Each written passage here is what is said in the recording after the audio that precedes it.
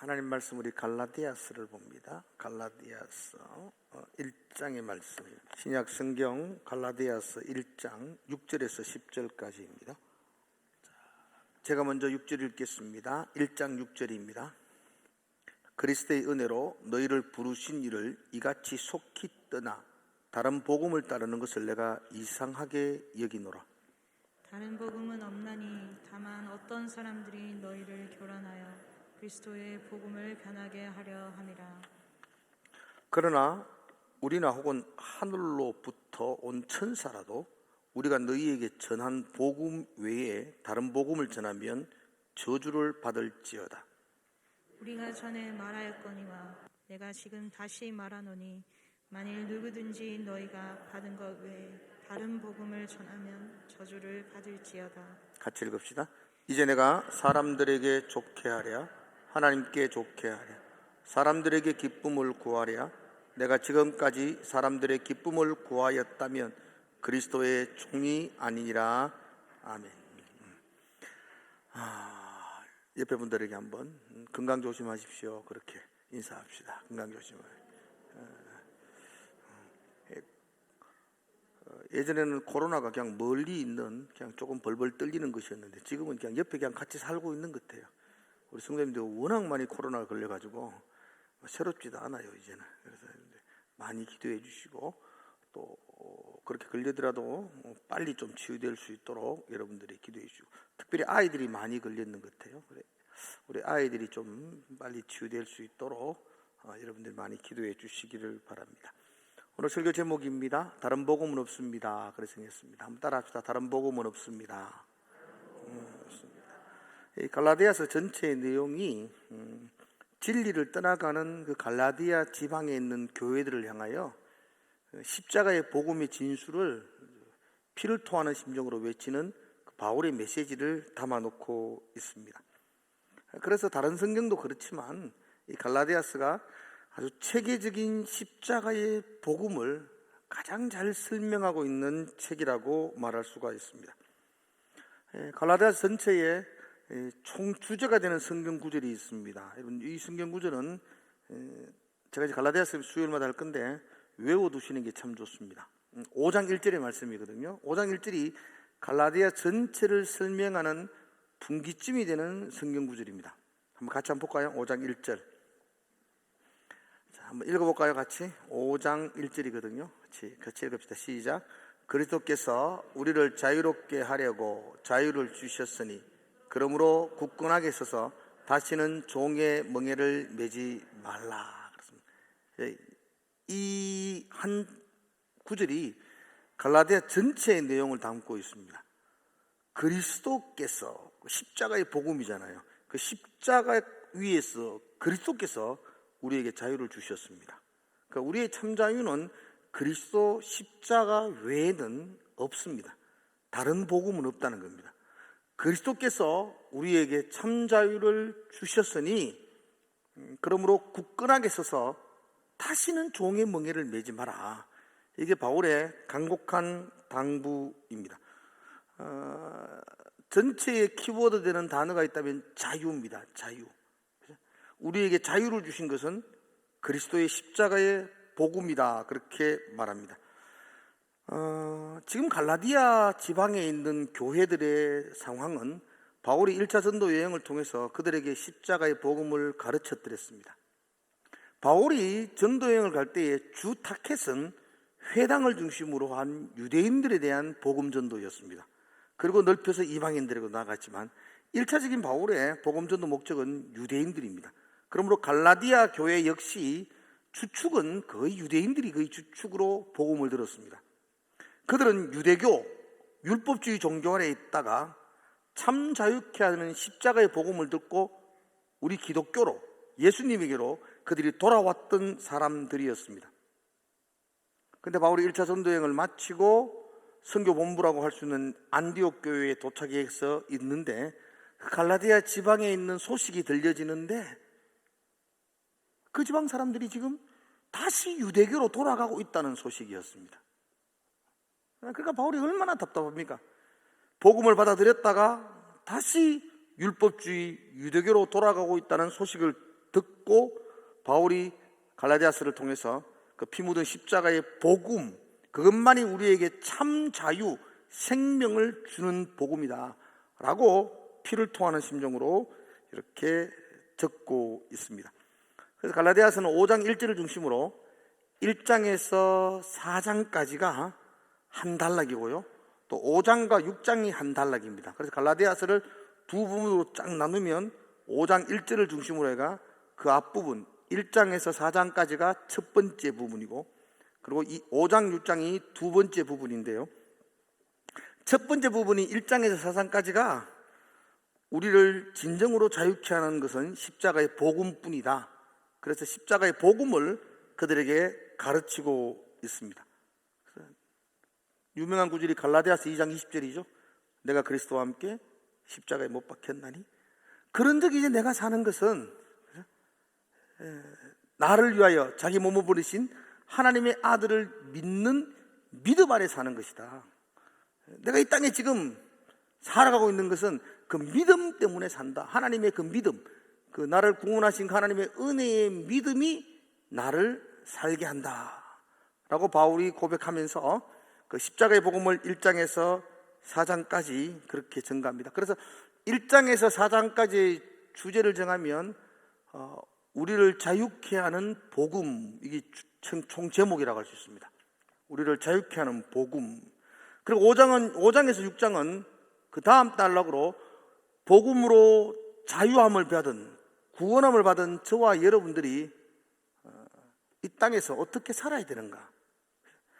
구원받고 바로 죽어가 천국 가면 제일 행복한 거죠. 근데 살아야 되거든요, 이 땅에서. 그래서 이 땅에서 어떻게, 자유자는 어떻게 살아야 되는가, 십자가의 복음으로 자유함을 받은 사람들은 어떤 삶을 살아야 되는가. 5장 1절은 다시는 종의 멍에를 매지 마라. 다시는 그 율법에 끌려서 살지 마라. 하나님의 십자가의 은혜로 살아야 된다 라고 말하면서 자유자의 삶에 대한 이야기를 합니다. 그래서 갈라디아서의 총 제목을 한 줄로 이야기하면 자유케 하는 복음과 자유자의 삶, 이렇게 제목을 정합니다. 한번 따라합시다. 자유하게 하는 복음과 자유자의 삶. 네.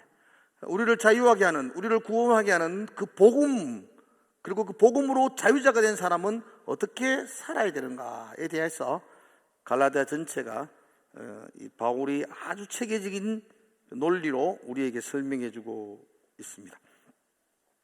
우리 몸에는 중요한 그 뼈대들이 있죠. 그 중에 가장 중요한 게 이 척추뼈라고 그럽니다. 이 척추뼈가 어긋나면은 심각한 마비가 일어나고 굉장히 어려운 처지에 놓이게 됩니다. 우리가 믿는 기독교에도 이 척추와 같은 뼈대와 같은 것들이 있습니다. 우리는 그것을 교리, 이렇게 이름을 붙입니다. 좀 딱딱하고 힘들고 어려운 면이 있지만 그 교리는 우리 기독교, 교회를 지탱하게 하는 척추와 같은 중요한 뼈대입니다. 우리 몸의 척추뼈도 뭐 1번, 2번, 3번, 4번 이 이름이 붙여져 있는 것처럼 이 교리에도 인간론, 교회론, 구원론, 뭐 신론, 이렇게 해서 여러 가지 성경 전체를 그렇게 주제별로 이렇게 뼈대를 이루었습니다.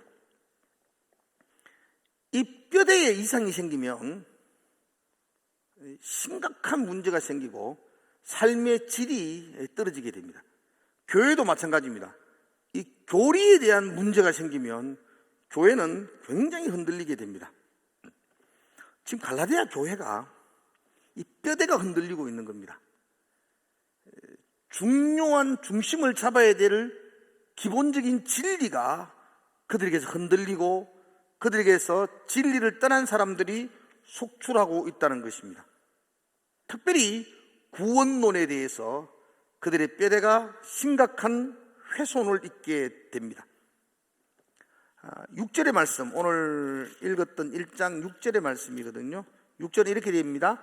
그리스도의 은혜로 너희를 부르신 이를, 하나님의 은혜로 우리가 부름받았잖아요. 구원함을 받았지 않습니까? 그래서 그리스도의 은혜로 너희를 부르신 이를 이같이 속히 떠나, 갈라디아 교인들이 그렇게 속히 떠나서 다른 복음을 따르는 것을 내가 이상하게 여긴다.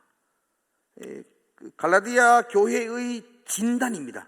바울의 진단은 하나님의 은혜로 그 구원함을 받았던 그 진리를 어떻게 이렇게 너희들이 속히 떠났느냐라고 안타까워하고 있습니다. 기독교를, 십자가의 복음을 듣지 못했던 사람들, 그래서 여전히 유대교의 율법주의 가운데 살았던 사람들이 여전히 내일도 유대교 안에서의 율법주의에 따라서 살아가고 있는 것은 별 문제가 안 됩니다. 십자가의 복음을 몰랐잖아요. 그런데 이들은 바울을 통해서 예수 십자가의 구원의 복음을 들었어요. 깨달았어요. 그리고 돌아왔던 사람들이에요. 그런데 그들이 이렇게 속히, 이렇게 빨리 다시 율법주의로, 다시 유대교로 돌아가는 것을 바울은 너무너무 이상하다. 왜 어리석도다 갈레아디아 사람들아, 왜 그렇게 하느냐라고 꾸중을 하고 있습니다. 이건 심각한 문제가 아닐 수가 없습니다. 복음을 모르던 사람이 그냥 모르는 채로 지낸 건 관계없는데, 복음을 받았다가 다시 돌아간다는 것은 복음의 무효화시키는 것이죠. 지난 시간에 제가 그런 예를 드렸죠. 집에 칼라 텔레비전이 들어왔어요. 흑백만 계속 보다가 칼라 텔레비전이 들어왔어요. 근데 칼라 텔레비전을 한두 달 보던 사람이 그거 다시 버리고 흑백 TV를 샀다. 이러면은 칼라 TV를 개발한 사람들은 심각한 문제가 있는 거죠. 굉장히 어려움을 처하는 거죠. 그건 정말 어리석은 일이잖아요. 그렇죠? 복음을 받아들였다가 다시 유대교로 돌아가는 것에 대해 바울은 기독교의 교회의 심각한 근간이 흔들리는 굉장히 큰 문제라고 생각하고 그들에게 강력하게 경고를 하고 있습니다. 복음과 유대교 율법주의를 우리가 엄격하게 좀 구별할 수가 있어야 되고 정확하게 알 수가 있어야 됩니다. 사실 복음이라는 우리가 하도 많이 들었기 때문에 다 이해를 하시는 줄로 압니다. 그러나 복음을 한마디로 복음을 정의하면 여러분들이 이렇게 이해하셔야 됩니다. 복음이란 뭔가 하면요, 복음이란 나의 열정과 나의 열심과 나의 헌신으로 얻어지는 것이 아니요, 오직 하나님이 부어주신 은혜로 구속고 제사함을 받은 것, 이걸 복음이라 그렇게 말합니다. 그러니까 복음이란 그 속에는 내 열정, 내 열심, 내 헌신, 내 수고는 하나도 들어가 있지 않는 겁니다. 아멘이세요? 그 믿으세요? 그래서 복음을 받아들이고 나면 자랑할 게 있다 없다? 없어야 됩니다. 자랑 많이 하잖아요, 그죠? 여전히 자랑하고 돌아다니죠. 내가 얼마나 아침 일찍 왔어, 얼마나 헌신하고 봉사하는지, 아침부터 수고한다고, 내가 교사를 몇십 년 했다고 계속 자랑하지요. 조건 장로님 자랑 안 하죠. 조건 장로님은 내가 차량 운행을 얼마나 열심히 했는데 자랑 일체를 안 하죠. 근데 우리는 열심히 하면서 그게 나의 의가 되고 자랑이 돼요. 그건 복음이 희석된 겁니다. 율법이란, 복음이란 오직 하나님의 은혜입니다. 율법이란 하나님이 구원받은 이스라엘 백성들, 출애굽한 그 백성들에게 하나님의 자녀들이 어떻게 살아야 될지에 대한 삶의 법칙을 전해준 겁니다. 어떻게 살아야 되느냐? 법이죠, 법. 율법이죠, 율법. 구원받은 백성은 이렇게 살아야 한다라는 삶의 기준을 제시한 게 그게 율법입니다. 이해되시죠? 한 가지 질문하겠습니다. 그럼 하나님이 구원받은 그 이스라엘 백성들에게, 구원받은 우리들에게 삶의 기준이 되는 율법을 주셨지요. 주셨어요. 자유롭게 합시다. 수요일인데. 주셨어요. 그죠? 왜 주셨어요, 그러면? 이제 대답하지 마세요. 이건 너무 복잡하니까 대답할 필요 없어요. 생각마세요. 주셨는데 하나님이 그걸 우리에게 주신 목적이 있어요. 목적이. 왜 주셨을까? 그거 잘 지키고, 그거 철저하게 지키고, 그거 정말로 끝까지 붙들고 지켜가지고 의로운 사람이 되라고 주셨을까요? 아니죠, 그죠? 아니어야 돼요. 그렇게 주셨다 그러면 여러분 중에 의롭게 될 사람은 아무도 없어요. 예, 하나님이 우리에게 율법을 주셨어요. 근데 왜 주셨냐니까, 그 율법을 받고, 이런 율법을, 그 하나님의 법을 지키려고 노력해야 될까요? 안 해야 될까요? 노력해야 안 해야 돼요, 여러분들? 해야 된다 하세요. 해야 돼요, 그죠? 해야 돼요. 잘 지켜야 돼요, 못 지켜야 돼요? 잘 지켜야 돼요. 근데 잘 지킬 수 있는가? 없어요. 없어요. 인간은 그 율법 앞에서 자신의 연약함의 한계를 철저히 발견해야 됩니다. 못 오를 것이 없네. 오르다 보면 못 오를 산이 없네. 못 오를 산 쎄습니다, 우리한테. 못 올라갑니다. 죽었다 깨어나도 못 올라갑니다, 우리는. 율법의 산은 우리가 올라가려고 아무리 애쓰고 노력해도 올라갈 수 없는 산입니다. 근데 왜 주셨는가? 올라갈 수 없다는 걸 깨닫고 하나님의 은혜 아니고서는 내가 살 수 없습니다라는 고백이 우리 속에서 터져 나오라고 하려고 그래 주신 거예요. 그죠? 오늘도 율법 잘 지켜가지고 말이야. 그래 사는 사람 못된 놈입니다, 그거는. 우리는 그걸 그럼 지키지 말고 네 맘대로 살아야 되는가? 아니에요. 그거 지켜야 돼요. 그거 지키려고 예수고 발부둥 치면서 난 진짜 인간 같지 않는 놈이네. 왜 내 같은 놈이 하나님의 자녀가 되었나? 왜 내 같은 놈을 하나님께서 구원해 주셨나? 나는 안 되네. 나의 한계와 연약함을 깨닫고 하나님의 은혜 아래로 들어가는 거예요. 그게 율법을 우리에게 주신 하나님의 마음이에요. 그렇죠? 그렇죠? 아니, 다른 느낌, 아닙니다, 목사님. 하는 거 느낌. 구약에서 여러 제사들이 있죠. 양 잡고 소 잡고 막. 여러분, 구약에서 내가 죄를 지었어요. 그래, 양 한 마리 잡아가 제사를 성경에 말한 대로 다 쫙 드렸어요. 그럼 내 죄가 용서받는 거예요, 안 받는 거예요? 그죠? 받는다고 답변했잖아, 그죠? 그거 받으면 예수님 올 필요 없잖아요. 그거 받으면. 그게 못 받아요. 그거 가지고. 히브리서에 보면 억만금의 양과 소를 드려도 네 죄를 사할 수 없느니라. 그거 드리면서 느껴야 돼요. 아이고, 이거 가지고 내 죄를, 이 더러운 죄가 용서된다고 택도 없지. 그리고 나서 어디로 넘어가야 돼요? 내 죄를 정말로 용서해 줄, 나에게 참 자유를 주실 예수 그리스도의 십자가 앞에 무릎을 꿇는 거예요. 그래서 예수님을 기다리는 거예요. 구약의 모든 성도들도 율법을 지키면서 제사를 드리면서 예수님이 오시기를 기다리는 거예요. 주님 곧 오시옵소서.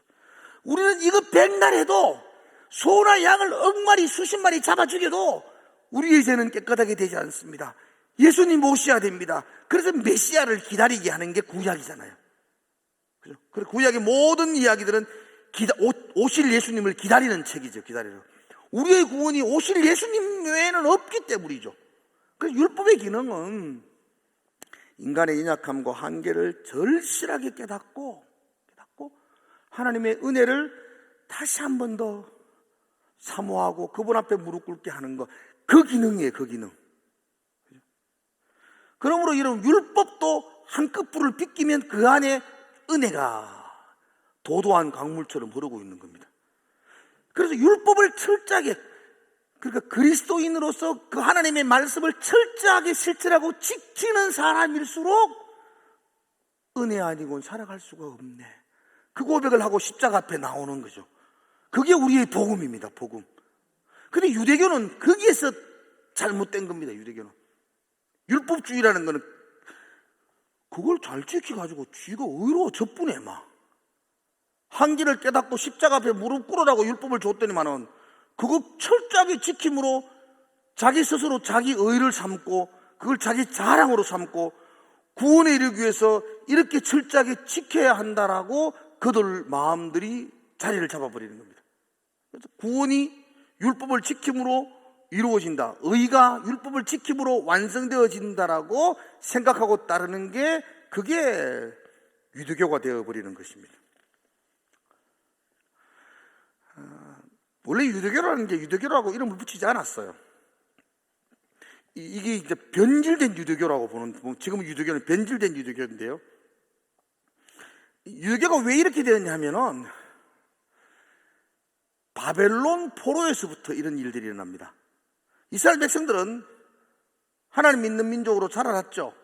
그러다가 나라가 망했어요. 성전이 무너졌어요. 그리고 바벨론으로 포로로 끌려갔어요. 끌려가고 나면 이 바벨론으로 나라가 망하고 바벨론으로 끌려갔다는 것은 하나님에게 회초리를 크게 맞았다는 거예요. 애들이 회초리를 딱 맞고 구둥을 딱 때리면 딱 느껴요. 내가 뭘 잘못했나? 그들이 바벨론 포로로 끌려가가지고 처리된 거예요.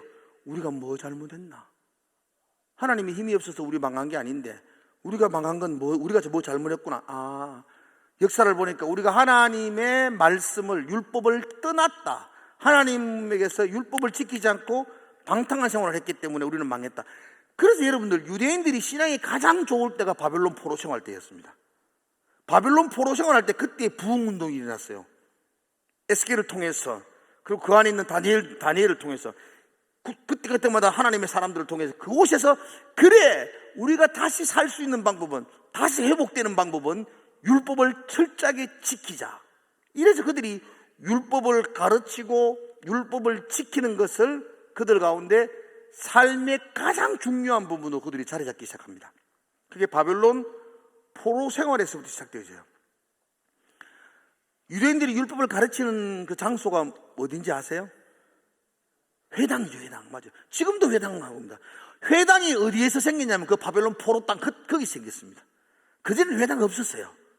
회당 없었는데 그들이 끌려가서 성전이 무너지고 나니까 자기들이 하나님 앞에 예배드리며 말씀을 읽고 기도할 장소가 없으니까 유대인들이 모이면 거기서 회당을 지었어요. 시나고그라 그래서 거기서 회당을 짓고 거기서 예배드리고 거기서 말씀을 배우고 자녀들에게 철저하게 말씀을 가르쳐. 그래서 회당 문화는 철저하게 말씀을 가르치는 문화입니다. 지금도 3대가 함께 모여서 거기서 말씀을, 율법을 가르치고 철저하게 지키는 회당 문화죠. 그들이 그렇게 해야만이 하나님의 의를 이루고 회복, 구원으로 이룬다고 생각했기 때문입니다.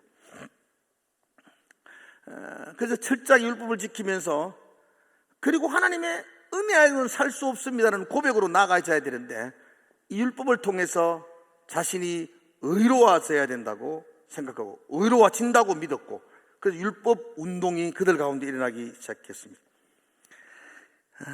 이 율법주의를 바울은 다른 복음이다 이렇게 생각합니다. 왜 이게 율법주의로 넘어가면 심각한 문제가 또 하나가 되는데, 왜 뭐냐 하면은, 좀 전에 말했잖아요. 율법을 지키면 우리가 잘 지킬 수 있나요? 잘 지킬 수 없나요? 다 잘 지킬 수 있나요? 없나요? 없다 해요. 빨리. 없죠. 없으면 구원으로 갈 수 있나요? 없나요? 없어요. 그럼 안 되잖아요. 그래서 잘 지킬 수 없어서 구원으로 의로 갈 수 없는 걸 아니까 자꾸 느껴지니까 하나님 은혜 외에는 나는 살 수 없습니다라고 고백하는 게 그게 복음인데, 은혜 외에는 살 수 없습니다라고 말하지 아니하고 위선을 하죠. 속이죠. 가면을 치죠. 잘 못 지켜놓고 잘 지키는 채 하는 겁니다. 그죠? 열심히 봉사하고, 그리고는 하나님의 은혜입니다 이래야 되는데, 마음에는 막 자랑과 의가 가득 차 있으면서도 누구 앞에 가서는 주의 은혜이지요 뭐 이렇게 위선적으로 그렇다 며칠 있죠. 그죠? 율법주의로 가면서 위선과 가식과 가면이 그들 속에 자리 잡게 되는 거죠. 그래서 바울은 그걸 다른 복음이다, 그거로는 절대로 하나님의 의에 이룰 수 없고 구원의 참 기쁨을 누릴 수 없다, 라고 말하고 있습니다. 그래서 6절의 말씀은 어떻게 그런 위선과 가식에 있는 그 율법주의로 너희들이 복음을 받아들이고 난 이후에 그렇게 어떻게 속히 돌아가느냐 라며 안타까워하고 있습니다. 저는 여러분들에게 하나님의 은혜만이 가득하기를 축복합니다. 그죠? 만약에 여러분 중에 어떤 분이 예를 드는 겁니다. 서문시장에 뭐 물건 하나 사러 가야 됐어요. 근데 마침 저를 만났어요. 그럼 제가 타세요. 그래서 제가 모시고 가서 물건을 사서 이렇게 돌아왔어요. 그럼 굉장히 편했죠. 어떤 사람은 걸어가지고 하루 종일 서문시장까지 걸어갔어요. 몇 번 자빠지기도 하고, 그리고 아침부터 저녁까지 그까이 가서 물건을 사가 왔어요. 여러분, 차를 타고 갔다 오는 게 더 편하잖아요. 그리고 차를 타고 갔다 온 사람은 편하고 그 마음속에는 감사합니다라는 마음이 있어야 되거든요. 근데 걸어서 그까이 가가지고 일 보고 돌아와가지고 자기 마음속에는 성취감, 자기 마음속에는 뿌듯함, 뭔가를 했다는 자신감이 가득 차게 되는 거죠. 율법주의가 그런 겁니다. 성취감이 있고 뿌듯함이 있습니다. 이 인간에게 이게 매력적입니다, 여러분들.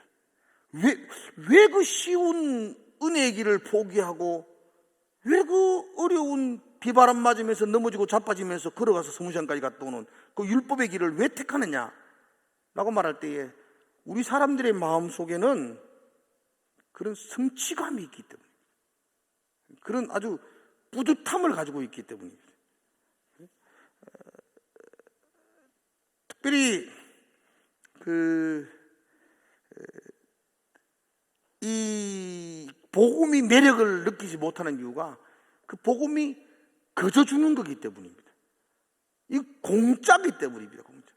사람들은 공짜로 뭘 받으면 값어치를 모릅니다. 아무리 귀한 것이라 해도 이게 거저 주신 것이 되니까 여기에 대한 가치를 우리는 깨닫지 못하는 겁니다. 얼마나 이게 우리에게 새로운 길, 쉬운 길인지를 그들이 인정하지 않는 겁니다.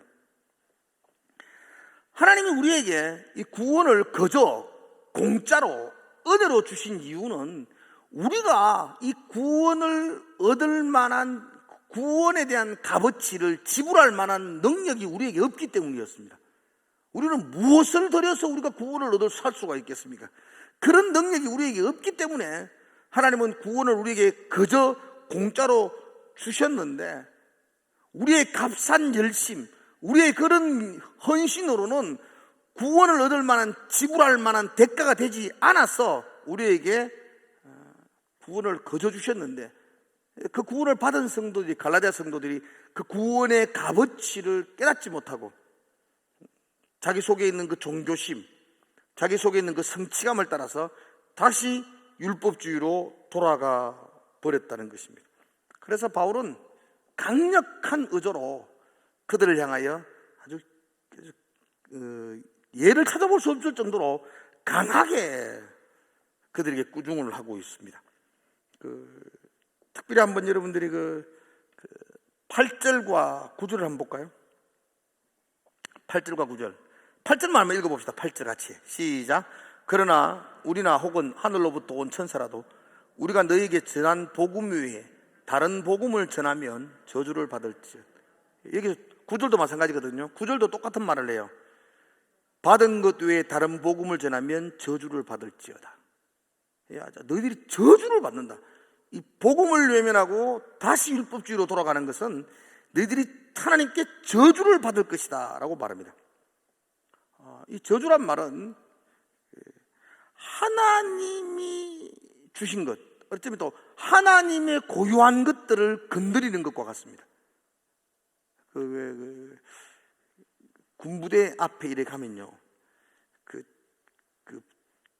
담벼락에다가 이렇게 경고문이 적혀져 있습니다. 접근 금지, 쏴쁩니다. 이러죠. 발포합니다. 이러세요. 접근하면 그냥 사살한다는 거죠. 접근 금지. 예, 하나님의 고유한 영역을 뛰어넘고 접근하는 것은 저주를 받는다는 겁니다. 이 복음 외에 다른 것으로 의로 이룬다는 생각하는 것 자체가 이게 군부대의 그 담장을 뛰어넘는 것과 같은 그래가지고 형벌을 받을, 저주를 받을 일이라고 그렇게 공포하고 있는 겁니다. 그래서 오로지 구원은 우리가 늘 듣는 거지만 하나님의 은혜입니다. 나의 나 된 것은 오직 하나님의 은혜입니다. 다른 것이 개입되어지면 그건 저주를 받을 것이다 라고 말합니다. 성경에는 융통성 있는 사건들이 있습니다. 예를 들면 고린도전서에 보면 시장에 파는 고기를 먹어야 되는가 먹지 말아야 되는가. 시장에 파는 고기가 아침에 우상에게 드려졌던 고기거든요. 그래서 우상에게 드려졌던 그 음식, 우리도 한때 많은 그런 이야기 했잖아요. 제사상에 올라갔던 음식을 먹어야 되는가 먹지 말아야 되는가 이런 문제들, 그리고 절기를 어떻게 지켜야 되는가 이런 문제들, 이런 문제들에서 바울은 아주 유도리 있게 이야기합니다. 이건 진리적인 문제가 아니라서 바울이 말하기를 그냥 먹어도 된다, 그러나 덕을 생각해서 먹지 말자, 뭐 이 정도로 이렇게 딱 이야기를 합니다. 그런데 이 구원, 하나님의 복음, 그 은혜, 이 부분은 이건 절대적인 문제입니다. 이것은 융통성 있게 타협하고 적당히 이렇게 협상해야 되는 문제가 아니고 이건 저주를 받을 오직 은혜, 오직 예수 그리스도, 그것 외에는 다른 것들이 들어올 수 없습니다. 다른 것들이 들어오면 저주를 받을 것이다, 그렇게 말합니다.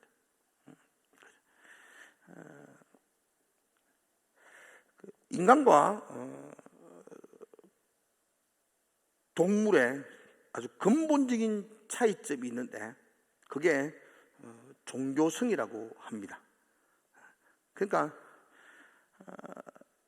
집에서 우리 그 기르는 강아지를 자녀라 그러죠. 우리 딸 그러잖아, 그죠? 그렇게 인간하고 같이 어릴 때부터 태어나서 바로 뭐 어릴 때부터 그렇게 쭉 우리하고 쭉 컸는 강아지도 예배하는 강아지는 없습니다. 그죠? 아무리 인간 문화 속에서 인간과 함께 오랫동안 자랐던 거라도 동물들의 그 심장 속에는 종교성이 없습니다. 어떤 절대적인 신을 찾는다든지 경배하든지 그런 건 없습니다. 근데 인간은 저 아마존강 저 문명에 들어오지 않는 그 식인종들이라 할지라도 그 속에 사는 한 번도 세상 문명을 접하지 못한 종족들도 그 가면 무당굿합니다.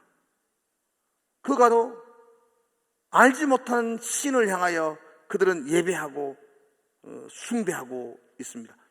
그것은 인간 본인에 심겨져 있는 그 종교성이라고 이야기합니다. 그런데 우리가 믿는 기독교와 세상에 있는 종교들과의 근본적인 차이점이 있습니다. 세상에 있는 모든 종교들은 한결같이 인간의 가슴 속에 있는 그 종교성을 자극시키고 분발시켜서 그래서 신에게로 한 발 한 발 더 나아가게 하는 것입니다. 그래서 지성을 다하면 이루어진다. 제가 전에 한번 이야기했죠. 갓바위 앞에 서 있는 거 간절히 빌면 한 가지 소원은 꼭 들어주는 갓바위. 이게 전형적인 종교성을 이용합니다.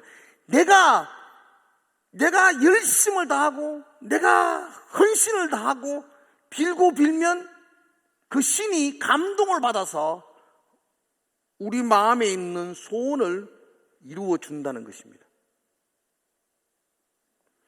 그런데 우리가 믿는 기독교는 절대로 그렇지 않습니다, 여러분들.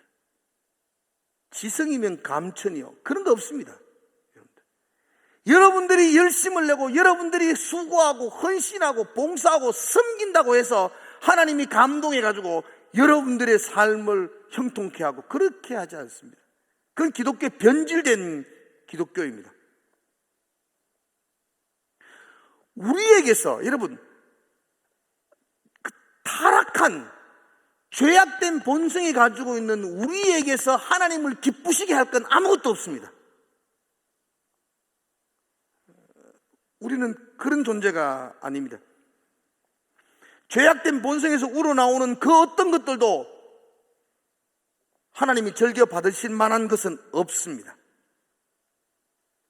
그럼에도 불구하고 하나님은 우리를 자녀 삼으셨고, 내게 예쁜 구석이 하나도 없는데도 불구하고 하나님은 우리를 지금도 인도하여 주시고 품에 안아주시고 지금도 하나님이 은혜를 부어 주십니다. 기독교는 그 감격으로 예배하는 것입니다. 그 감격으로 기도하는 것입니다. 내 열심으로 하나님의 마음을 바꾸는 것, 그게 미신입니다, 여러분들. 제가 전에 한번 미신과 신앙의 차이점을 이야기했죠. 신앙은 절대적인 하나님 앞에서 나를 쳐서 복종케 하고 나를 바꾸는 게 그게 신앙이고요. 미신은 내가 어떻게 노력하고 밥을 굶고 문을 걸어 잠그고 소나무 뿌리를 10개 뽑아서라도 신을 감동시켜서 내가 원하는 걸 이루어 나가는 거, 그 미신입니다. 그 복채 많이 놓고 비나이다 그러고 굿하고, 그거 다 미신이라고요. 미신. 세상의 모든 종교들은 우리 가운데 있는 종교성을 유발시켜서 그런 미신 가운데로, 그게 근본적으로 율법주의입니다. 그런 미신 가운데로 우리를 나아가게 만듭니다. 그러나 복음은 나의 나된 것은 하나님의 은혜밖에 없고, 그죠? 그 은혜에 사무쳐서 감격하여 기도하고 그 은혜 붙들고 예배하고 그 은혜가 너무너무 감격스러워서 오늘도 헌신하고 섬기고, 그게 우리가 예배하는 기독교의 예배인 것입니다.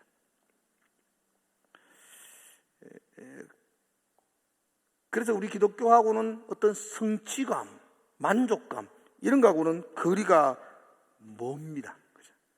다만 우리에게는 하나님의 은혜입니다. 우리가 뭐 한 것 없습니다. 하나님만이 우리에게 자랑이 됩니다. 여기까지 내가 주의 은혜로 돌아왔습니다. 그런 고백하는 것, 그게 우리가 믿는 참 복음입니다. 사랑하는 성도 여러분들, 오늘 10절의 말씀은 이렇게 말합니다. 10절 같이 한번 읽어볼까요? 10절 시작. 이제 내가 사람들에게 좋게 하랴, 하나님께 좋게 하랴, 사람들에게 기쁨을 구하랴. 내가 지금까지 사람들의 기쁨을 구하였다면 그리스도의 종이 아니냐. 사람들을 좋게 하는 거, 여러분, 그 율법주의로 빠지면 사람들이 굉장히 좋아합니다. 잘했다 그러고 칭찬해주고 그러면 굉장히 좋아합니다. 그리고 요만큼 하면은 요만큼 보상을 해주고 굉장히 좋아합니다.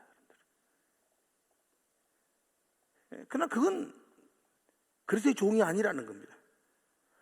하나님의 기쁨이 되는 것은요, 오직 나의 나된 것이 하나님의 은혜입니다라고 고백하며 나아가는 겁니다. 누가복음에 그런 말씀이 있죠. 하루 종일 밖에서 일하고 수고한 종이 집에 들어오면 주인은 하루 종일 살편상에서 부채 휘둘고 놀다가 종이 들어오면 종은 다시 부엌에 가서 주인에게 밥상을 차려가지고 주인을 대접하고, 그리고 종은 부엌에 가서 찬밥에 물 말아 먹으면서 종이 뭐라고 이야기한다고요? 나는 무익한 종입니다. 마땅히 해야 할 일을 한 것뿐입니다. 이게 십자가의 복음이라는 겁니다. 우리가 그리스도의 종된 사람이잖아요. 우리가 수고하고 헌신하고 열심히 하고 대가를 주셔야지요. 이건 율법주의입니다. 우리는 수고하고 헌신하고 열심을 다하고 그리고는 나는 무익한 종입니다. 마땅히 해야 할 일을 한 것뿐입니다. 하나님의 은혜에 나는 감사할 뿐입니다. 이게 우리가 믿는 기독교의 복음이 되는 것입니다. 사랑하는 성도 여러분들, 인간이기 때문에 그 성취감, 또 어떤 일을 한 대가를 바라는 것, 이게 우리 마음에 끊임없이 일어납니다. 그래서 우리 평생 그거하고 싸워야 됩니다. 끊임없이 그걸 부수고 쳐서 하나님의 은혜에 사무치는 신앙의 삶으로 우리가 나아가야만 합니다. 오늘 기도할 때에도 하나님이 부으신 그 은혜에 감사하며 하나님께 기도하며 나갈 수 있는 게 복음적인 기도입니다. 예배할 때도 하나님이 내게 부어주신 놀라운 은혜가 가슴 속에 복받쳐 올라서 그 은혜 붙들고 찬송하고 예배하고 그 은혜로 말미암아 헌신하고 수고하는 것, 이것이 복음 안에 있는 성도들의 삶의 모습입니다. 사랑하는 성도, 오늘 기도할 때에 하나님의 은혜 붙들고 한번 기도했으면 좋겠습니다. 그래서 뭐를 강구하고 구하지 말라잖아요. 그건 하지 말라잖아요. 하나님이 다 아신다고 말하잖아요. 하나님 주신 은혜에 감격하여 그 은혜에 감사하여 주께 나오면 하나님 우리를 부둥켜 안아주시고 우리의 삶을 의로 구원받은 하나님의 자녀로 인도해 주실 겁니다. 하나님의 은혜가 여러분들 가슴 속에 강수가 절로 넘치기를 주의 이름으로 축복을 드립니다. 기도하겠습니다. 모든 게 하나님의 은혜입니다. 그 은혜가 내 속에서 잊혀지지 않도록 오늘 이 밤에 그 은혜 붙들고 다시 한 번 더 기도하며 그 은혜에 사무쳐서 그렇게 감사하며 초가 상간에 있어도 그래서 험한 악을 골짜기를 걸어가도 그 하나님의 은혜에 감사하여 찬송하며 이 믿음의 길들을 걸어갈 수 있도록 하나님께서 인도하여 주시옵소서. 예수님 이름으로 기도드리옵나이다. 아멘.